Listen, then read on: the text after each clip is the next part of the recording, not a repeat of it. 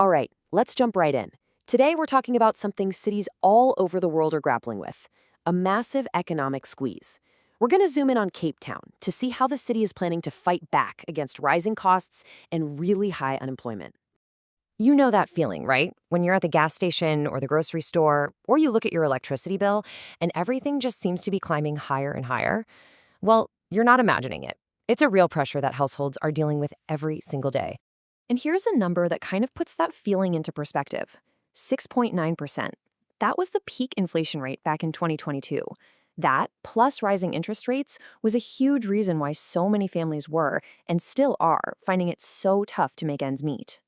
But, that pressure on our wallets, it's really only half the story. The city's actually dealing with what you could call a perfect storm. Two major crises that are tangled up together, feeding off each other. So what we're looking at here is a real double whammy. On one side, you have that intense financial pressure we were just talking about, and on the other, you have what the city itself calls stubbornly high unemployment, and it's hitting young people the hardest. And just look at this trend. In late 2021, youth unemployment was already a big problem at 59%, but now it's jumped to a staggering 65.2%. That's not just a small bump. It's a huge, really worrying increase. Let's really let that sink in. This quote just hits home, doesn't it?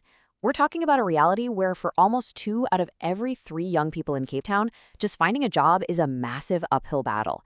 That's what's behind that 65.2%. Okay, so what's the game plan? The city has laid out this really clear 3-part strategy to tackle this crisis head-on. It's about providing help right now, creating chances for the future, and then building a stronger economy for everyone. Let's break down each part. First up, direct support. This is all about the immediate stuff, the practical help for people who are struggling the most at this very moment. It's about easing that day-to-day burden. And this is what that actually looks like on the ground. Think about it. If you're looking for a job, getting a free bus ride to an interview is a game changer.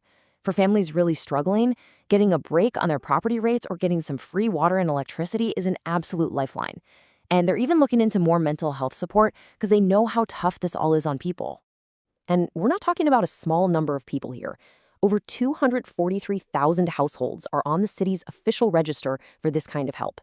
That just shows you the incredible scale of the need out there and the scale of the response. All right, so immediate help is crucial. But what about the long game? That brings us to part 2 of the plan. This is all about building a way out of the crisis by creating real jobs and giving people the skills they need for the future. The city has set a pretty ambitious goal here, creating 35,000 work opportunities every single year. A lot of this comes from public employment programs, basically government-funded projects that give people temporary work and an income, while also improving the community.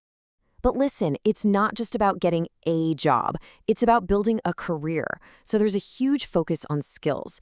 This year, the goal is to get 945 people into apprenticeships and learnerships. Those programs that give you actual training and real-world experience. And you can see right here, this isn't just a one-time thing. The city is planning to grow this, aiming to get over 1,000 people into these kinds of programs every year by 2027. It's all about a long-term investment in people. So we've got direct support and future opportunities. The final piece of the puzzle is part 3. This is the big picture strategy. It's about making the whole city's economy stronger and more resilient, so it's easier for everyone to succeed. So how do you do that? Well, 2 key things are happening. First, the city is trying its best to keep its own tariff increases as low as possible to shield everyone from more financial shocks. And second, they're being really smart about using big projects like building public transport to spark job growth in specific areas.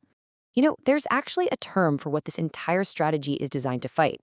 It's called nested crises. It's what happens when you get a whole bunch of problems, like unemployment and financial stress, colliding with other shocks, like power cuts, all at once. Each problem makes the others worse. And that's exactly why you need a plan that attacks the problem from all sides, just like this one does. And that really leaves us with this big hanging question, doesn't it? Cape Town is putting this huge, detailed local plan into action, but it's all happening inside a much bigger national and global economic storm. So you have to wonder, can one city's plan really be enough to turn the tide? It's a huge challenge, and one they and a lot of other cities are facing right now.